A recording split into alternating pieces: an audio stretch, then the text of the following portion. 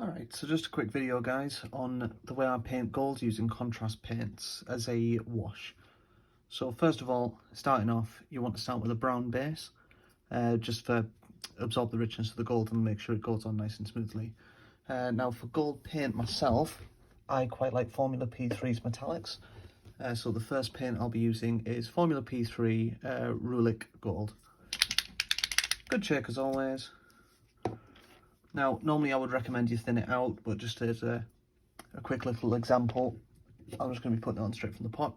And if you are thinning it, don't use water, use metal medium. It's a glossy acrylic resin for helping you thin your paints and keeping them shiny when they're a metallic. So, I'm just going to get a bit of paint off the brush.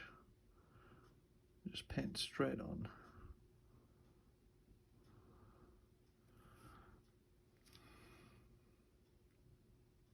Straight over. Get a nice thin coat. So normally I would be doing this thinned from the pot, thinned on a palette rather than straight from the pot, doing two nice thin coats, and you can see that goes on lovely. Just wait for that to dry. When you've got that dried, you'll have something like this. Now, so you've got your coat of like your medium to high gold there. Next step is going to be to get your Guilliman Flesh, which is a contrast paint from Games Workshop. Now this is a flesh wash that gives you a very pinky Caucasian flesh tone, but when you put it over gold, it looks magnificent as a wash. You've got to forgive my bad painting. If I can get that to stay open. So then you just want to pop it straight over as if you were washing, but using this glaze instead.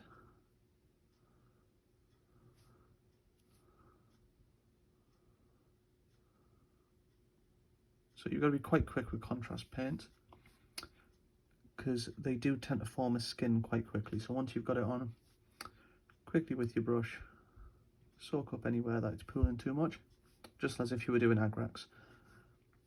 And there you go, that's on.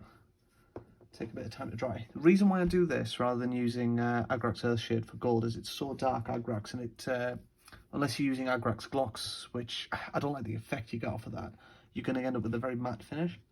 Whereas these glazes seem to maintain quite a reasonably shiny finish. So this is the gun again with the Guilliman Flesh then dried. As you can see, this one's pooled a little bit there, but yep.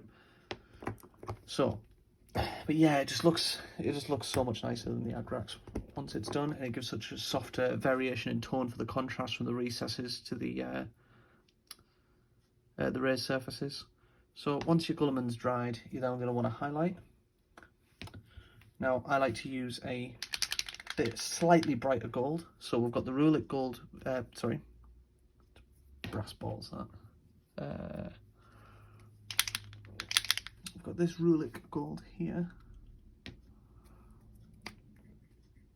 And I cannot find my slightly brighter gold. So I've normally used a slightly brighter gold than the Rulic Gold to highlight, but I can't find it. So I'm just going to cheat and use this just to show you the effects. Even if you do it with the same colour, it still looks pretty good. So then we're just going to do a rough highlight here. Just getting in, doing the raised surfaces, but it's not an edge highlight. That'll come afterwards. So just getting the main surfaces, you want a little bit in the centre too. You just want to avoid the recesses, but you want that nice shift in tone and a little bit of the actual contrast effect you want to maintain as well. So it'll actually fade to the recesses a bit. So it won't just be a straight up difference in tone like you tend to see with washes. It'll be more of a blended effect like the contrast effect itself.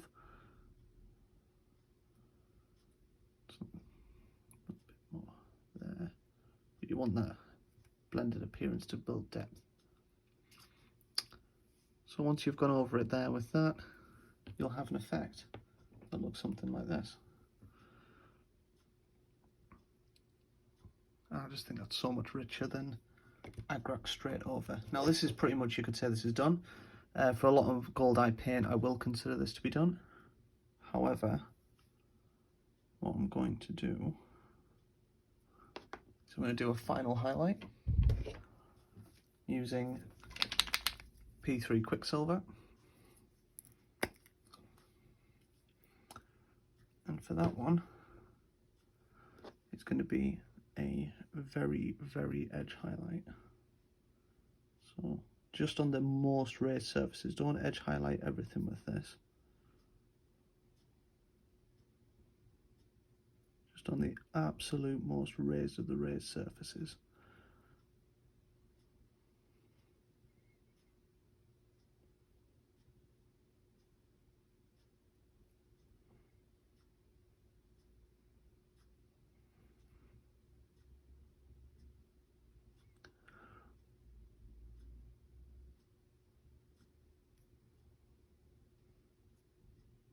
That's just going to complete it.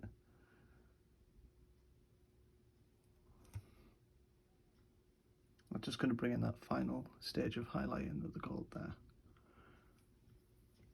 And that's pretty much it. So use case for this, I'm going to be painting an Easterlings army soon, and I'm going to do the whole thing, just airbrushed gold, Guilliman flesh over the top, and then a dry brush of another gold, and then a very light highlight of the silver.